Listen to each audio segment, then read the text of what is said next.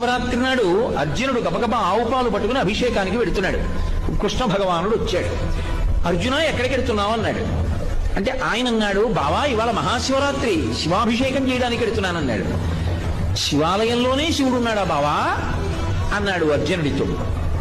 మరి ఎలా అన్నాడు అర్జునుడు. ఆపాతాళ నభస్థలంత భవన బ్రహ్మాండమా విస్ఫుర జ్యోతిస్ఫాటికలింగ మౌళి విల సత్పూర్ణిందువంతామృతై అస్తోకప్లుతమేకమీశమనిశం రుద్రాను వాకాం జపం ధ్యాయేత్ ఈప్సిత సిద్ధయే ధ్రువపదం విప్రోభిషించేచ్చివం బ్రహ్మాండ వ్యాప్త దేహాభసిత హిమరుచాభా సమానాభుజంగై కంఠే కాలాహ కపర్దాహ కలిత శశికళశ్చండ కోదండ హస్త త్రిక్షా రుద్రాక్షమాలా సులలిత వపుషశాంభవా ముక్తివేదా రుద్రాశ్రీ రుద్రసూక్త ప్రకటిత విభవాన ప్రయచ్చస్తు సౌఖ్యం.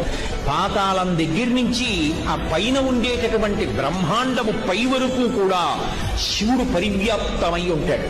చంద్రబింబం నుంచి పడుతున్నటువంటి సుధాధారల చేత అభిషేకింపబడుతూ ఉంటాడు. అది ధ్యానం చేస్తే కోరికలు